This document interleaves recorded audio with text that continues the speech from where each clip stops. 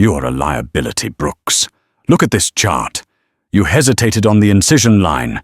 If you didn't have the director's pity, you'd be scrubbing bedpans in the geriatric ward, where a spineless mute like you belongs. Dr. Courtney Barnes slammed the metal clipboard onto the nurse's station counter, the sound echoing like a gunshot through the ICU. Alicia Brooks flinched, her shoulders hunched inward, eyes fixed on her scuffed sneakers. She adjusted her glasses, trembling. I'm sorry, Dr. Barnes. The patient's vitals were erratic, I thought. Courtney stepped into her personal space, sneering. You don't think, Brooks. You follow orders. Get out of my sight before I file a formal competency review.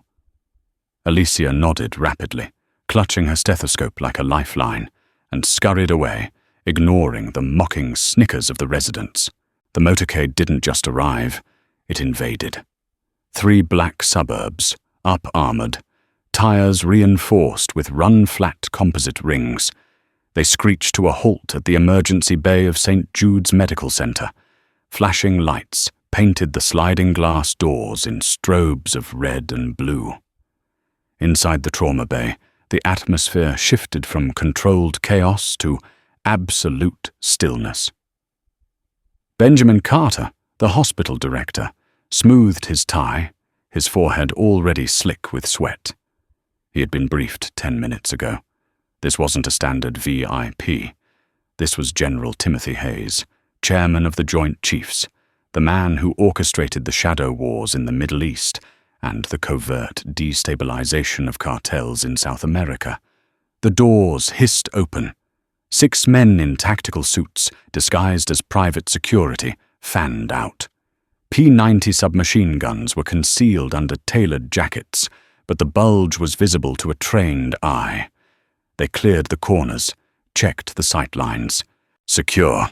The lead agent, a man named Jason Murphy, barked into his wrist mic.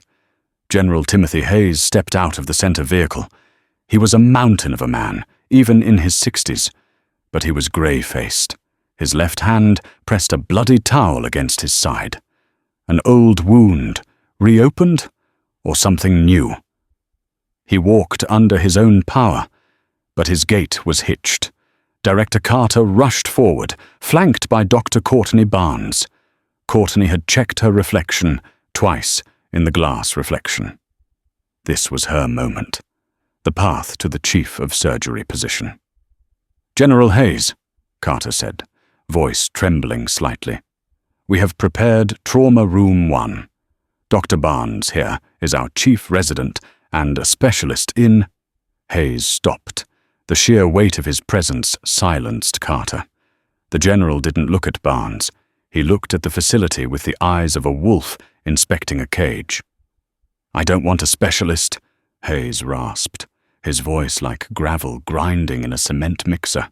I was told this hospital houses the highest survival rate surgeon on the eastern seaboard, the one with the 0 mortality metric on gunshot traumas over the last 3 years. Courtney stepped forward, flashing a practiced, charming smile. That would be a statistical anomaly, General. I assure you, my team is... I asked for the surgeon. Hayes cut her off. He turned to Murphy. Find the name. Murphy pulled a tablet from his jacket. He tapped the screen, accessing a classified NSA backdoor into the hospital's raw data server. The metrics point to a Dr. A. Brooks, 100% survival rate on 94 high-risk trauma cases. Carter blinked.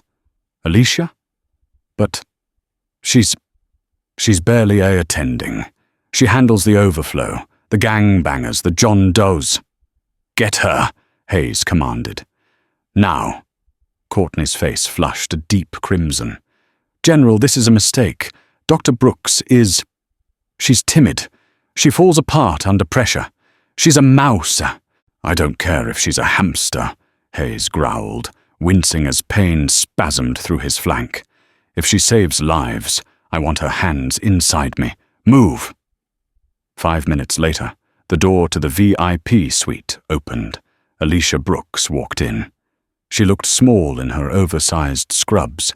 Her surgical cap was slightly askew. She held a clipboard against her chest like a shield. Her eyes darted from the armed guards to the general, wide with apparent terror. She looked like she might faint. "You asked for me?" she whispered, her voice barely audible. General Hayes was sitting on the edge of the bed, shirtless, a field dressing taped over a nasty, jagged laceration on his lower abdomen. He looked up, annoyed that they had sent him a child. Then he locked eyes with her. The room went silent.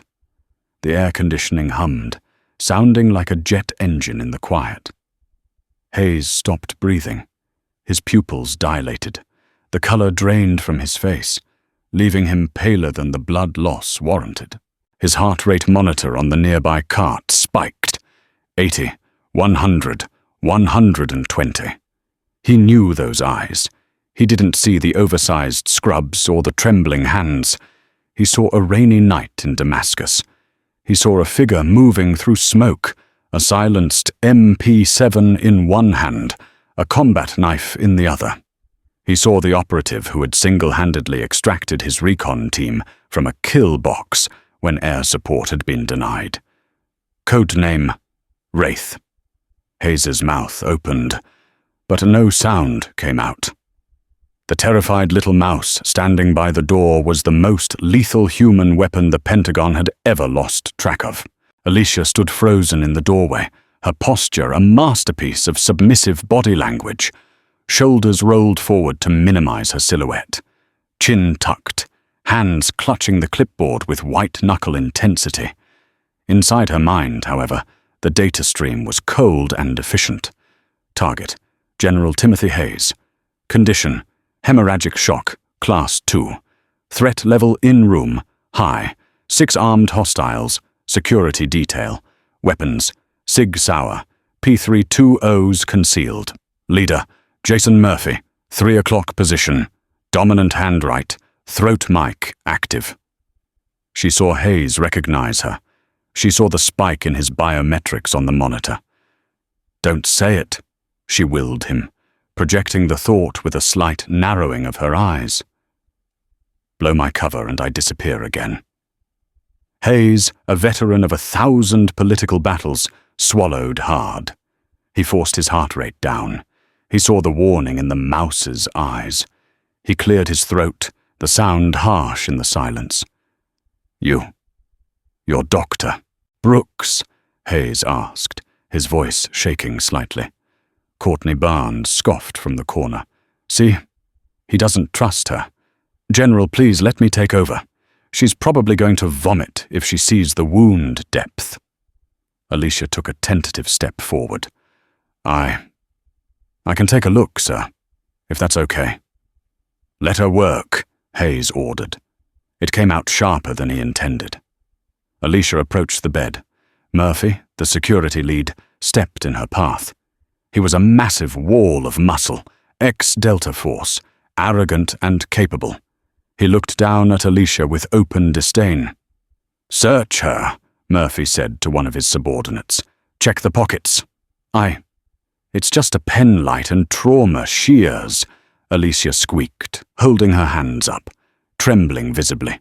"Stand down, Murphy," Hayes barked. "She's a doctor, for God's sake." Murphy grunted, stepping aside but keeping his hand near his hip holster. "Just doing the job, sir. She looks twitchy, unstable." Alicia moved to the bedside. She peeled back the field dressing. The wound was ugly, a ragged tear, sepsis setting in. This isn't a fresh wound," she stammered. "And it's not shrapnel. This is a burn? Chemical?" "Classified," Hayes said. "Can you fix it?" Alicia looked at the wound. She recognized the signature. Phosphorus-coated round, grazing hit, necrotic tissue spreading. It needed debridement and a vascular graft, or the femoral artery would blow in less than an hour. I think so," Alicia whispered. "We need an OR, now." "Prepare OR3, Carter ordered. "No," Courtney interjected. "OR3 is being prepped for the senator's bypass tomorrow. Use OR4. It's the trauma overflow. OR4 is fine, Alicia said quickly, avoiding conflict. I need to scrub in. As the room cleared, Hayes grabbed Alicia's wrist. His grip was weak, but desperate. The security detail was outside the door, securing the hallway. "Wraith," Hayes hissed, his voice a thread of sound. "They told me you were dead." Operation Blackbriar. The chopper went down. Alicia's face didn't change. The mask remained. But her voice dropped an octave, losing the tremor. It became flat, dead, and terrifyingly calm. "Alicia Brooks is alive, General. Wraith is dead. Let go of my arm, or I will snap your radius before your heart monitor registers the spike in your pulse." Hayes released her instantly. "Why are you here?" he whispered.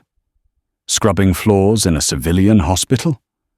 "Penance," she said, adjusting her glasses. The timid tremble returned to her hands instantly. "Now please, General. We have to get you to surgery. You're bleeding out." She turned to leave. "Alicia," Hayes called out. She paused. "We were tracked," he said. "The ambush that caused this, it wasn't random. They knew my route. There's a leak. Not my mission anymore, General. If they find out I'm here, then I suggest you hope the anesthesia works quickly." She walked out, head down, bumping into the doorframe on purpose as she exited, eliciting a groan of annoyance from Jason Murphy, standing guard outside. "Pathetic," Murphy muttered. Alicia didn't respond. She walked toward the scrub sinks. Objective, surgery, threat, unknown pursuit team. Status, compromised. She reached the sink and turned on the water. She looked at her hands. They were steady as stone. She closed her eyes and exhaled, forcing the tremor back into her fingers. She had to maintain the lie. The surgery was going well. Too well. Alicia moved with an efficiency that baffled the scrub nurses. Usually Dr. Brooks was hesitant, second-guessing her sutures. Today her hands moved in a blur. She debrided the necrotic tissue and clamped the bleeder within 12 minutes. Courtney Barnes was watching from the observation gallery above, arms crossed. "She's rushing," Courtney muttered to a resident. "She's going to nick the femoral nerve. Just watch." Down in the OR, Alicia felt a vibration, not from the equipment, from the floor. Thump. Distant. Muffled. She paused, the hemostat in her hand hovering over the general's abdomen. "Dr. Brooks," the anesthesiologist asked. "BP is stable. Is something wrong?" Thump. Thump. Suppressed shots. 2 of them. Ground floor. Security checkpoint. Alicia's eyes narrowed behind her surgical loops. She glanced at the clock on the wall. 1400 hours. Shift change for hospital security. The weakest link in the perimeter defense. "Lock the doors," Alicia said. Her voice wasn't a whisper. It was a command. "Excuse me?" The lead nurse blinked. "Dr. Brooks, we can't—" "I said lock the damn doors!" Alicia snapped. Before the nurse could react, the overhead speakers crackled. Code Silver.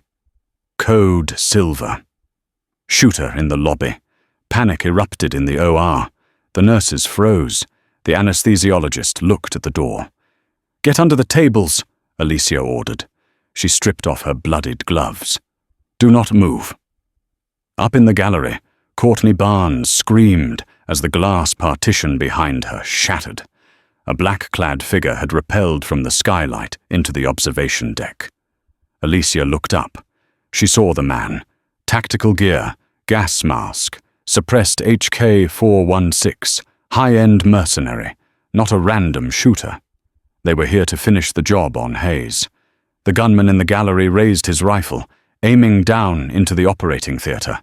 He was aiming for the patient. Objective, protect the principal. Distance, 8 meters vertical, 4 meters horizontal. Threat, imminent lethal. The transition was instantaneous. The timid surgeon vanished. Alicia didn't scream. She didn't cower. She grabbed a heavy stainless steel tray of surgical instruments from the Mayo stand. With a torque of her hips that generated immense kinetic energy, she hurled the tray upward. It wasn't a random throw. It was calculated. The tray spun like a discus, crashing into the shattered remains of the observation window, just as the gunman fired. The metal tray deflected the bullets, sending sparks showering down. The gunman flinched, shielding his face. "Murphy!" Alicia yelled at the intercom on the wall. "Sector 4 breach. Gallery." She grabbed the unconscious General Hayes by the shoulders. He was intubated, helpless. She couldn't move him. The OR doors burst open. It wasn't Murphy. 2 men in black tactical gear stormed in. No insignias. Professional movements. They scanned the room, weapons raised. They saw the nurses cowering. They saw the patient. They raised their rifles. Alicia stood by the instrument table. She was unarmed. She was wearing scrubs. She looked like a civilian. The lead mercenary signaled his partner to take the shot at the general. He turned his weapon toward Alicia to eliminate the witness. Tactical analysis. Hostile 1, lead. 5 meters. Weapon, carbine. Attention split. Hostile 2, support. 6 meters. Aiming at principal. Available assets, scalpel. Size 10 blade. Vascular clamp, stainless steel. Execution. Time 1.2 seconds. Alicia picked up the scalpel. The tremble was gone. Her face was a mask of cold, indifferent violence. "Drop the weapon," the lead mercenary growled, confused by her lack of fear. Alicia didn't drop it. She moved. She covered the 5 meters in 2 strides, moving so fast she was a blur of blue scrubs. She dropped to her knees, sliding across the polished floor tiles like a baseball player sliding into home. The mercenary fired high, the bullets shattering the medical lights above. Alicia slid under his barrel. As she passed his legs, she slashed the scalpel across the inside of his thigh, femoral artery. Severed! The man screamed, his leg buckling as blood sprayed in a high-pressure jet. Alicia used her momentum to spin, coming up behind him. She grabbed his falling body, using him as a meat shield, just as the second mercenary fired. Rounds impacted the dying man's Kevlar vest. Alicia reached around the dying man's waist, pulled his sidearm, a Glock 19, from his holster. She didn't aim with her eye. She fired from retention, close to her body, using the center-axis relock stance. Pop, pop. 2 rounds. The second mercenary dropped, a double tap to the T-box, the fatal triangle between eyes and nose. Silence returned to the OR, broken only by the hiss of the ventilator and the gurgling of the first mercenary bleeding out on the floor. Alicia stood up. She pushed the dead man away. She adjusted her glasses, which had slid down her nose during the slide. The nurses were staring at her. The anesthesiologist was hyperventilating under his cart. The door to the scrub room kicked open. Jason Murphy and his team burst in, weapons drawn, scanning for targets. They stopped. They saw 2 dead mercenaries. 1 gutted, 1 headshot. They saw the blood-soaked floor. And in the middle of it stood Dr. Alicia Brooks, the timid mouse, holding a Glock 19 with perfect trigger discipline, checking the chamber press. She looked at Murphy, her eyes dead and cold. "You're late," she said calmly. "Secure the hallway. We have 3 minutes before the second wave breaches the elevators." 3 minutes? Murphy racked the slide of his P90, checking the feed. "My team is 4 men down. We can't hold the corridor against a full assault team." Alicia didn't look up. She was stripping the tactical vest off the dead mercenary, her movements precise and mechanical. She fastened the Velcro straps over her scrubs, the black Kevlar stark against the hospital blue. "We aren't holding the corridor," Alicia said, tightening the straps. "We're leaving." "The exits are compromised," Murphy argued, scanning the hallway through the crack in the door. "Lobby is a kill zone. Helipad is likely covered by snipers. We need to barricade and wait for the National Guard." "The Guard is 20 minutes out. These men will breach in 2. Alicia grabbed 2 oxygen tanks from the corner cart.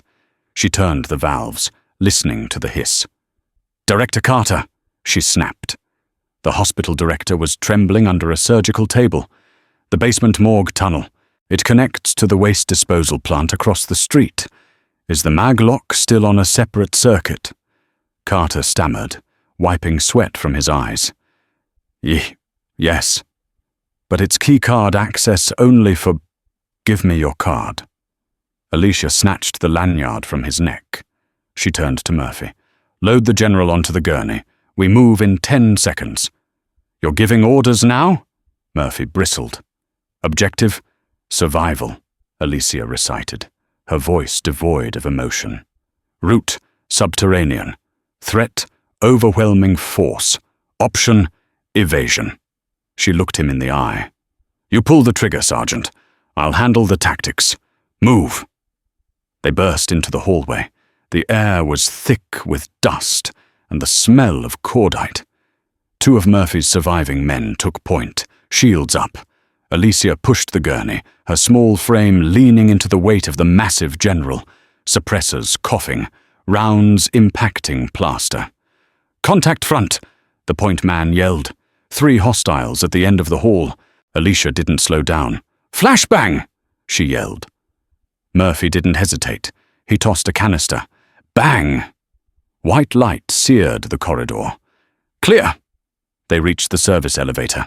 Alicia slashed the card. The doors groaned open. As they rolled the general inside, Alicia kicked the 2 oxygen tanks she had dragged with her back into the hallway. She pulled the Glock 19. "What are you doing?" Murphy yelled, holding the elevator door.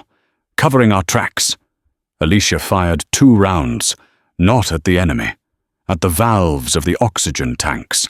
The tanks hissed violently, spinning on the polished floor like angry missiles, spewing pure O2 into the enclosed hallway.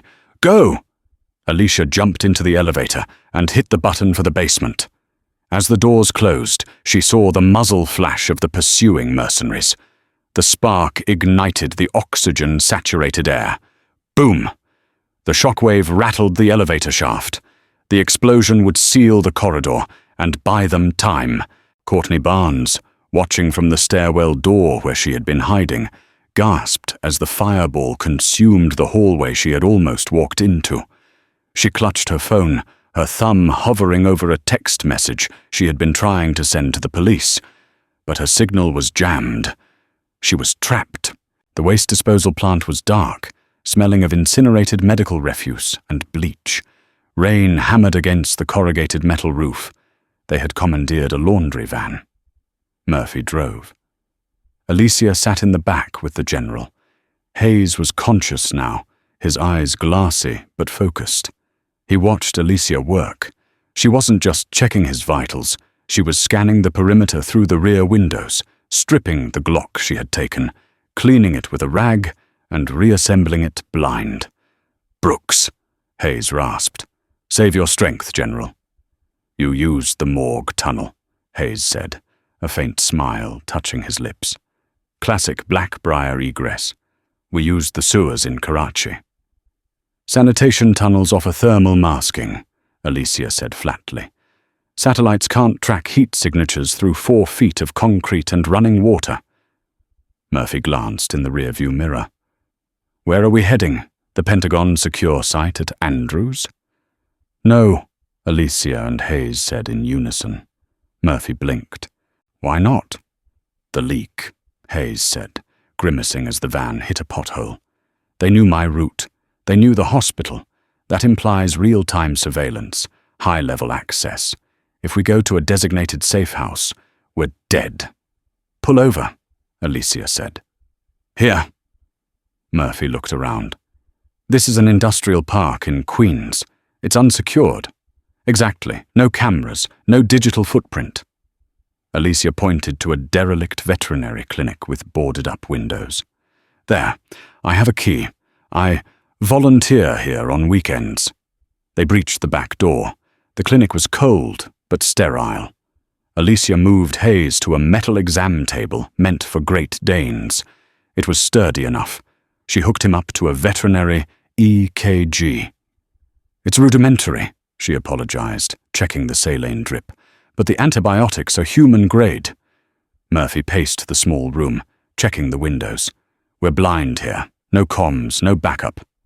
"We have something better," Alicia said. She pulled a laptop from her backpack, a battered device covered in stickers of cats and rainbows.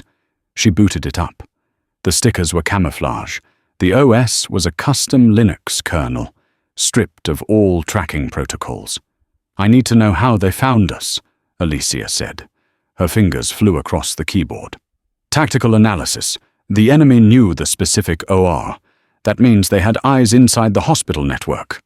She accessed the hospital server logs, bypassing the firewall she had secretly patched months ago. "Tracing the query," Alicia muttered. Her eyes scanned the scrolling code. "There. A ping at 13:45. Unauthorized access to the patient scheduling system." "Who?"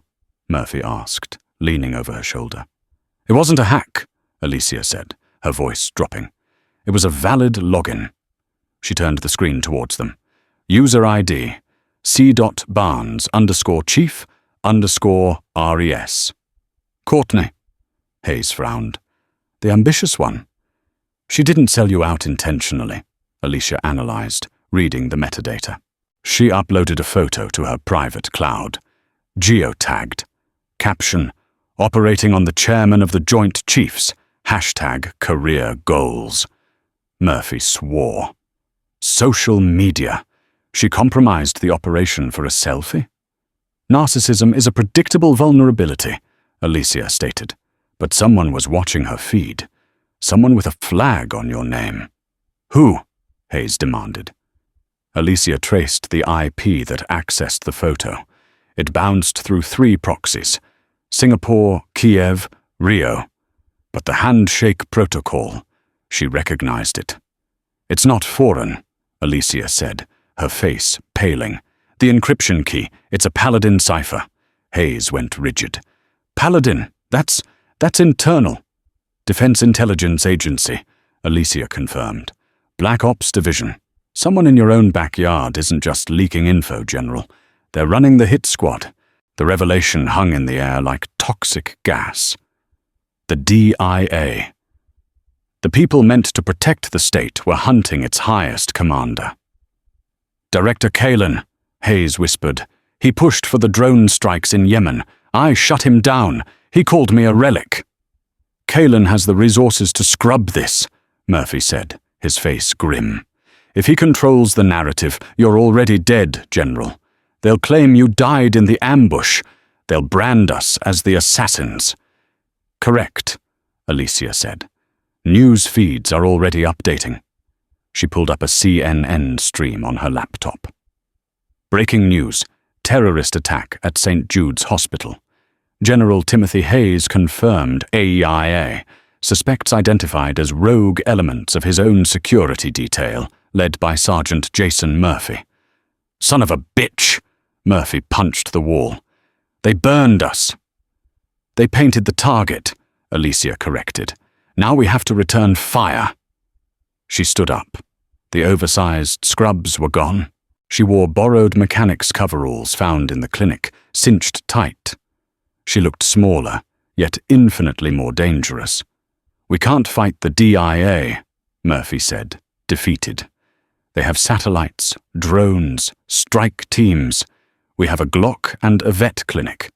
We have a surgeon," Hayes said softly. He looked at Alicia, "and she knows how to cut out a tumor." Alicia walked to the metal cabinet where the vet kept the tranquilizer guns and euthanasia drugs. She opened it. Objective: neutralize command and control. Distance: 12 miles. DIA safe house in Alexandria. Threat: maximum. Assets: element of surprise. "Murphy," Alicia said, turning to him. "Kalin won't be at the Pentagon. Too public. He'll be running this from the farm, the off-book site in Virginia. He'll want to confirm the kill personally." "How do we get close?" Murphy asked. "The perimeter will be locked down tight." "We don't break in," Alicia said, picking up a vial of ketamine and a syringe. "We get invited." She looked at her reflection in the metal cabinet. The timid girl with the glasses was gone. The eyes staring back were predator's eyes. "Courtney Barnes," Alicia said. "She's still at the hospital. Kalen's men will be debriefing her. If we send a message from her phone, if we tell them she saw the general survive, saw him get into a specific vehicle." "We bait the trap," Hayes understood. "We lure a capture team," Alicia clarified. "We let them take us. We let them bring us right to Kalen's front door." Murphy stared at her. "You want to surrender? To a death squad?"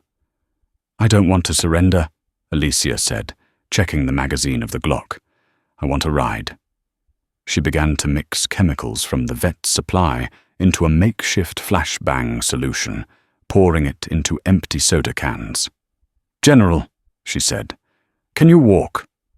Hayes sat up, gritting his teeth against the pain. "If I have to crawl, I'm coming." "Good." Alicia handed Murphy a roll of duct tape. "Tape your magazines together, jungle style. Reload speed will matter more than accuracy where we're going." "And where is that?" Murphy asked. Alicia smiled. It wasn't a nice smile. "The slaughterhouse." The capture team arrived not with a bang, but with a suffocating silence that was far more terrifying. There were no sirens, no shouting of police codes, just the synchronized, rhythmic crunch of heavy tactical boots on wet gravel and the low-frequency hum of a military-grade signal jammer blanketing the industrial park in electronic dead space. Inside the veterinary clinic, the air grew heavy. Alicia Brooks sat on the cold linoleum floor, her hands raised slowly above her head, knees drawn to her chest. To the untrained eye, she looked small, fragile, a civilian caught in the crossfire. She trembled slightly as the red laser sights danced across her chest like angry fireflies. Beside her, Sergeant Jason Murphy knelt with his fingers laced behind his head, his face a mask of defeated rage, jaw clenched so tight, a muscle feathered in his cheek. On the metal exam table, General Hayes lay still, his breathing shallow and labored, his complexion the color of wet ash. The back door didn't just open, it was kicked in with a force that rattled the medical cabinets. 6 operators flooded the room, moving with the fluid, predatory aggression of Tier 1 assets. They wore unmarked black gear, no flag patches, no unit insignias.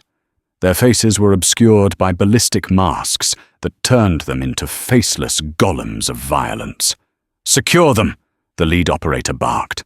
His voice was modulated electronically, stripping it of any humanity. 2 men grabbed Alicia, hauling her up by her upper arms. She let out a small, terrified squeak, her body going limp in their grip, her feet dragging slightly. "Don't hurt her!" Murphy growled, surging forward before a rifle butt to the kidney dropped him. He doubled over, gasping for air. "Target identified. General Hayes is secure. Condition critical," the point man reported into his comms. "The girl and the traitor are in custody. Site is sterile." They roughly spun Alicia around. A zip tie cinched around her wrists. She flinched, a sharp intake of breath hissing through her teeth as the plastic bit into her skin. Tactical analysis. Restraints. Military-grade plasticuffs. Single loop. Material. High tensile nylon 6/6. Breaking point 350 pounds. Environment 42 degrees Fahrenheit. Rain. Weakness. The locking pole becomes brittle at low temperatures. Nylon tensile strength decreases by 12% when saturated with moisture. Status. Wait. They dragged them out into the relentless rain. A black armored transport truck, a modified Lenco Bearcat with reinforced plating, idled in the alley, its engine growling like a chained beast. They were thrown into the back. The general was loaded onto a stretcher and shoved in next to them. 4 guards climbed in, sealing the heavy steel doors with a resounding boom that felt like a tomb closing. The interior was claustrophobic, dimly lit by red tactical lights that cast long, bloody shadows. The engine roared, and the vehicle lurched forward, tires spinning on the wet pavement before finding traction. Alicia sat opposite Murphy on the metal bench. She huddled into herself, shivering violently. To the guards, she looked like a civilian in shock, a surgeon who had seen too much blood and finally broken under the strain. One of the guards, a massive man with a stylized white skull printed on his ballistic mask, leaned in close. "Stop shaking, sweetheart. You'll be warm soon enough. Where we're going, the heat is always on." Alicia didn't answer. She stared at the floor, her eyes glazed. But inside her mind, the gears were turning with cold precision. Left turn, acceleration, highway ramp, speed constant at 65 miles per hour. Tire vibration indicates all-terrain treads. She shifted her wrists behind her back, pressing them against the cold metal wall of the truck. She wasn't just shivering. She was working. Before the zip ties had been applied, she had secreted a small shim, a thin, jagged piece of metal filing she'd palmed from the vet's instrument cabinet inside the cuff of her sleeve. It was a risky maneuver, requiring a level of digital dexterity that no normal surgeon possessed. She glanced at Hayes. His eyes were closed, but his breathing pattern was rhythmic. In, 2, 3, out, 2, 3. He wasn't unconscious. He was meditating, compartmentalizing the pain, waiting for the signal. "Where are we going?" Murphy asked, his voice rough, eyes scanning the guards for a weakness he couldn't find. "End of the line," Skull Mask replied, lazily racking the slide of his pistol to check the chamber. "Director Kalin wants a private audience before we clean up the mess. Says he wants to look the great General Hayes in the eye before he buries him." Alicia's eyes narrowed behind her cracked glasses. "Director Kalin." "Confirmed." The head of the snake. The drive lasted 40 minutes. The vibration of the road changed from the smooth hum of asphalt to the crunch of gravel. They were slowing down. The air pressure in the cabin shifted. Objective: infiltration complete. Location: the farm. DIA Black Site, Virginia. Threat: 20+ hostiles inside the perimeter. High-tech surveillance. Asset: the soda cans. The vehicle stopped. The hydraulic hiss of the rear doors opening signaled their arrival. "Get them out," a voice ordered from outside. It was smooth, cultured, and utterly cold. Alicia was yanked from the truck, her feet splashing into a puddle. They were in a cavernous hangar, lit by high-intensity halogen floodlights that bleached the color from the world. In the center of the room stood a man in a bespoke charcoal suit that cost more than Alicia's medical school tuition. He held a tablet with the casual indifference of a man checking stocks. Director Marcus Kalin. He looked at Hayes, then at Murphy with a sneer, and finally, his gaze landed on Alicia. He walked closer, inspecting her like a specimen in a jar. He smiled, but it didn't reach his eyes. Shark eyes, dead and black. "So," Kalin said, his voice echoing in the vast space, "this is the legendary Wraith, the ghost story the Pentagon tells its cadets." He laughed, a dry, brittle sound. "You look disappointing. A mouse in scrubs. I expected a warrior, not a trembling girl." Alicia lowered her head, staring at his polished Oxford shoes. "Please," she whispered, her voice hitching. "I don't know anything. I just want to go home." Kalin laughed again, turning his back on her. "Home? You're a loose end, Dr. Brooks. And I am meticulous about my knots." He turned to the guards. "Take them to the containment cells. Prep the general for interrogation. I want to know who else has seen the files before he bleeds out. And the girl? Make it painful. I want to see if she screams like a soldier or a civilian." "Sir," one of the guards asked, gesturing back to the open bay doors. "What about the van? The laundry truck they used?" "Burn it," Kalen waved a hand dismissively, tapping on his tablet. "Park it in the incinerator bay and torch it. I want no physical evidence left behind." Alicia's head snapped up. The trembling stopped instantly. A flash of something sharp and deadly cut through her terrified facade, chilling the guard nearest to her. "Wait," she said. Her voice was no longer a whisper. It was steady, resonant, and commanded attention. Kalen paused, turning back slowly. "What?" "You might want to check the tire pressure," Alicia said, her expression blank. Kalen frowned, confused by the absurdity of the statement. "Why?" "Because," Alicia said, a small, cold smile touching her lips. "I overinflated them with a mixture of acetylene and oxygen from the vet clinic's welding rig." Kalen's eyes widened as the realization hit him. Acetylene becomes unstable at high pressures. It becomes an explosive.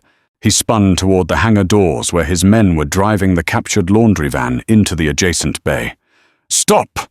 Kalen screamed into his radio, his composure shattering. "Don't move the—" Boom! The explosion wasn't just a noise.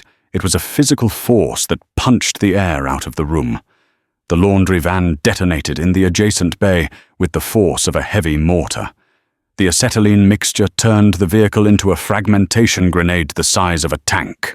The blast wave blew out the connecting reinforced concrete wall, showering the main hangar with dust, twisted metal, and flaming debris. The halogen lights shattered in a cascade of sparks.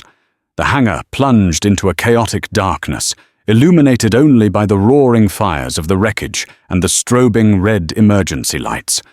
Chaos erupted. Guards were knocked off their feet by the overpressure.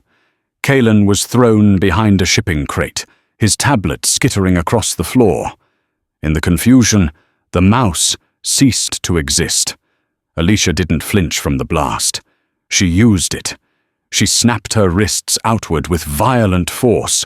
The shim she had worked into the locking mechanism held the pawl open just enough, and the brute force of the torsion, combined with the cold, weakened nylon, snapped the cuffs with a sharp crack. She was free. Tactical monologue, visibility, low, smoke and fire, auditory, ringing, enemy comms disrupted, targets, 6, immediate, disoriented, weapon, unavailable, action, acquire and neutralize. The guard nearest to her, Skull Mask, was pushing himself up from the concrete, shaking his head to clear the concussion. He never heard her coming. Alicia moved like smoke through the haze. She stepped inside his guard, grabbed the rim of his helmet with one hand and his chin with the other. She torqued his neck with a precise, sickening crack. He dropped like a stone, his nervous system severed. She caught his falling HK-416 carbine before it hit the ground. She didn't sling it. She brought it to her shoulder in a fluid motion, her cheek welding to the stock. Fut-fut, fut-fut. 2 suppressed shots. 2 guards who were trying to rise. One took a round to the throat, the other to the temple. They fell back into the shadows. "Murphy!" she yelled, her voice cutting through the din. She pulled a combat knife from the dead guard's vest and tossed it through the smoke toward the sergeant. Murphy, rolling onto his back, caught the knife in midair. He slashed his restraints in one savage motion. He grabbed a pistol from a fallen operator, rolled to his knees, and double-tapped a hostile, rushing them from the left. "Get the general!" Alicia commanded. She was advancing on Kalen's position, firing with machine-like precision. She wasn't suppressing the enemy, she was eliminating them. She moved from cover to cover, a crate, a forklift, a pillar, never staying still long enough to be targeted. Kalen was scrambling toward the exit, his suit covered in dust, his face white with terror. "Kill them!" he screamed into his radio, his voice cracking. "Kill them all! Sector 4 breach!" More operators poured into the hangar from the connecting corridors, their tactical lights cutting through the smoke. Alicia slid behind a forklift for cover. Rounds sparked off the metal tines, sending hot shrapnel flying near her face. "General is clear!" Murphy yelled. He had pulled Hayes behind a heavy tool chest. Hayes had a pistol in his hand now, his face pale, but his aim steady, covering the rear. "Go!" Hayes wheezed, clutching his side. "Get Kalen. Cut the head off the snake." Alicia checked her magazine, half full. She took a breath, slowing her heart rate. She looked at the tactical geometry of the room. Kalen was retreating toward the hardened command bunker on the upper-level catwalk. Between her and him were 4 elite operators in heavy body armor, forming a defensive phalanx. She closed her eyes for a microsecond. Distance, 25 meters. Obstacles, crate, pillar, railing. Targets, armored class 4, standard 5, 56 rounds ineffective against center mass. Solution, cranial ocular cavity. The T-box, precision required, absolute. She surged forward. She didn't run, she flowed. She vaulted over the forklift, firing in mid-air. 1 round took the first operator in the throat, right above the armor line where the Kevlar gorget ended. He gargled and fell. She landed in a roll, coming up on 1 knee. The second operator fired a burst. Alicia sidestepped, the bullets tearing her coveralls but missing flesh. She fired twice. 1 shot shattered the operator's knee, forcing him to drop his guard. As he buckled, the second shot went through his eye lens. 2 down. The remaining 2 guards hesitated. They were witnessing something impossible. The timid surgeon, the mouse, was moving faster than human reaction time allowed. She was a blur of violence. Alicia dropped the empty rifle and drew the Glock 19 from her waistband, the one she had hidden in the small of her back, which the initial pat-down had missed because of her slouching posture. She sprinted toward them. They fired. She slid on the slick, rain-soaked concrete, passing between them. As she slid, she fired upward into their armpits, the gaps in their vest coverage. Bang! Bang! She stood up as the bodies hit the floor. Kalen was at the top of the stairs, fumbling with the keypad to the bunker door. He looked down and saw Alicia standing amidst the carnage, her glasses cracked, her coveralls stained with grease and blood.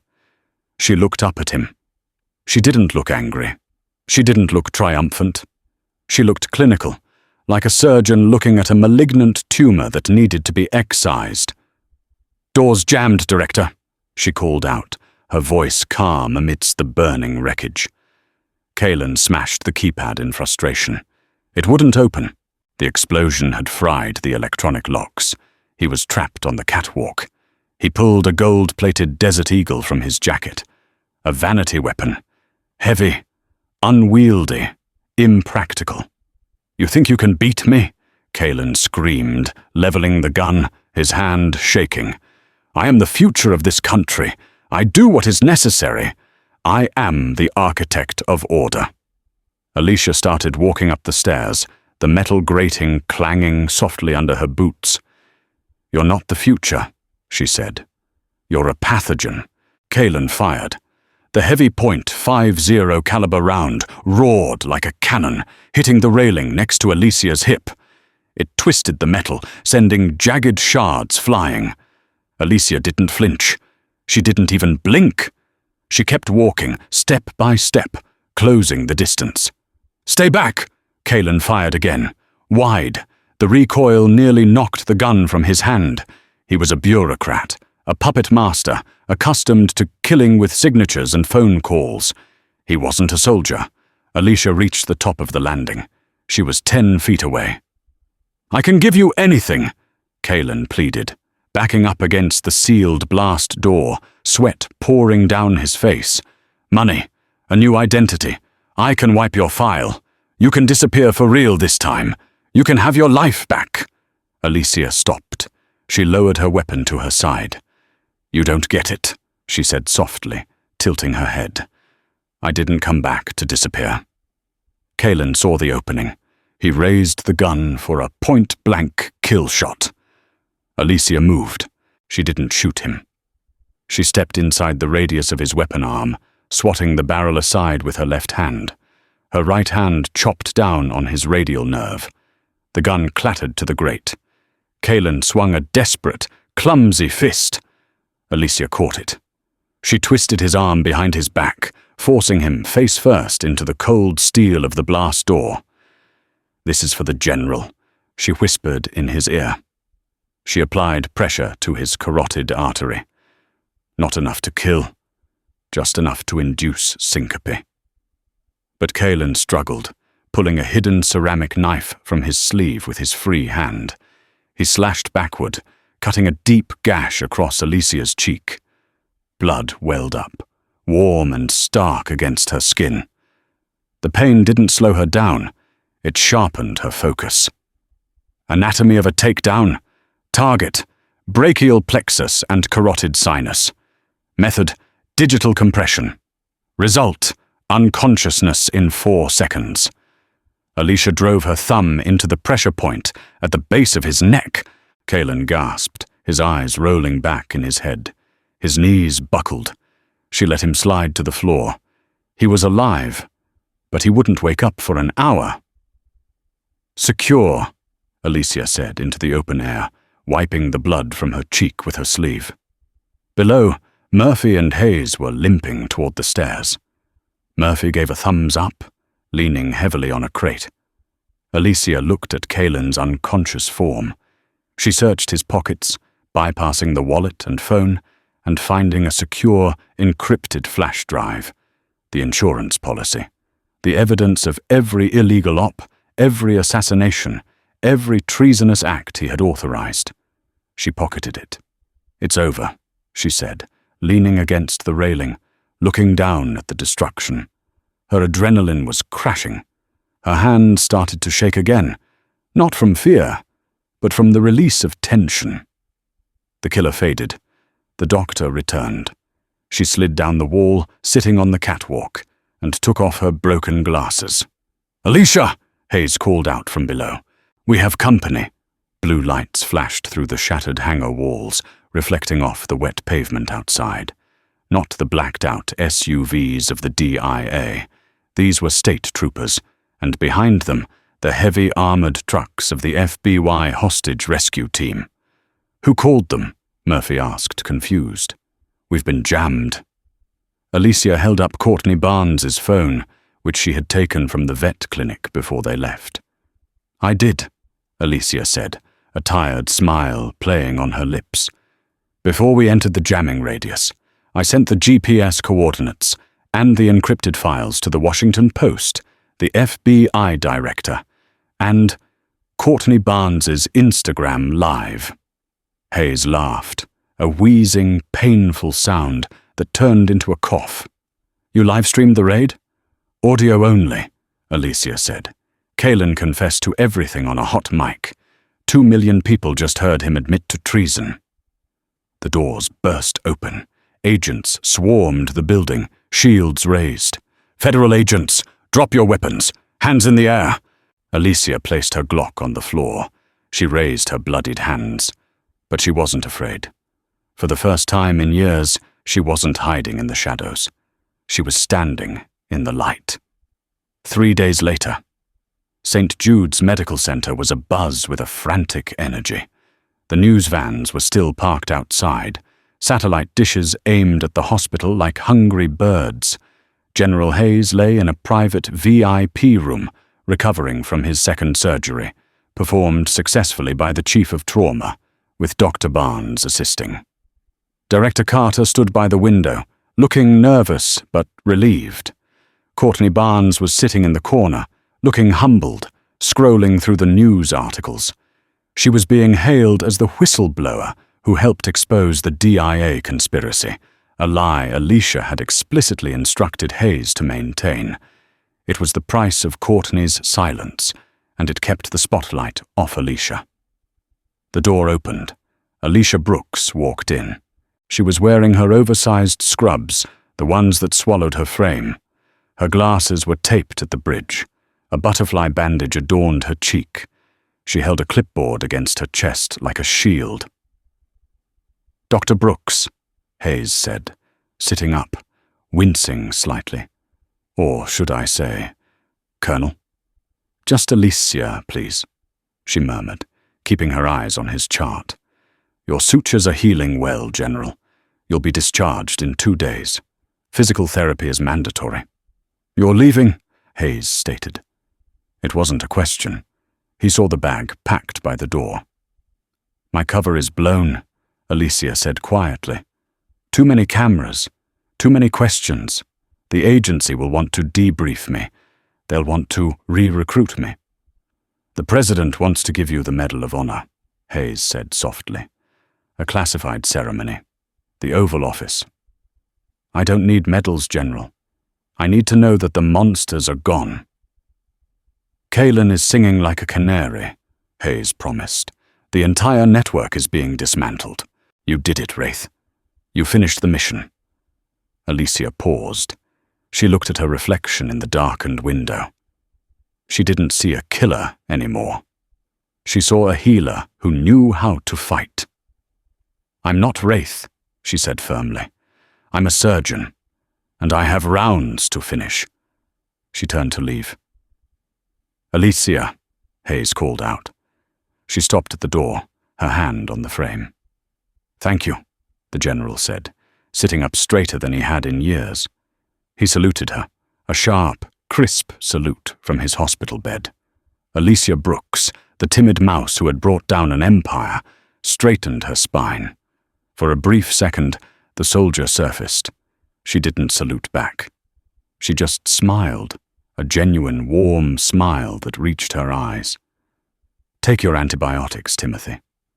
She walked out into the hallway, disappearing into the sea of nurses and doctors, just another face in the crowd. As she passed the nurses' station, the same rude resident from the beginning of the week, Dr. Evans, bumped into her, spilling coffee on his sleeve. "Watch it, Brooks," he snapped, his face turning red. "You clumsy—" Alicia stopped. She didn't flinch. She didn't look down. She slowly turned and looked at him. She adjusted her taped glasses. "Excuse me, Doctor," she said. Her voice was calm, quiet, but it carried an edge of tempered steel, the voice of someone who had stared down death and won. The resident froze. He felt a chill run down his spine, an instinctual reaction to a predator. "I believe you have a patient in bed 4, waiting for a consult regarding a post-op infection," Alicia continued, her gaze unblinking. "I suggest you prioritize that over standing here berating your colleagues. Do I make myself clear?" The resident blinked, stunned by the sheer authority radiating from the small woman. He swallowed hard. Yes. Right away, Dr. Brooks." Alicia watched him scurry away. She checked her clipboard, took a deep breath, and walked on.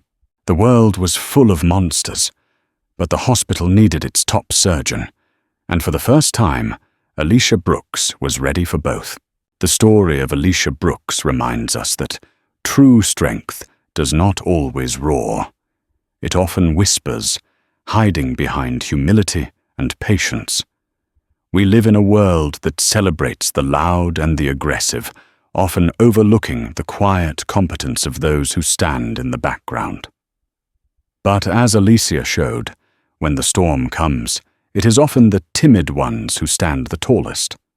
Never underestimate the quiet people in your life. They may be fighting battles and winning wars that you know nothing about. Capabilities are not defined by appearance, and heroism is not defined by recognition. Sometimes, the hands that heal are also the hands that save the world.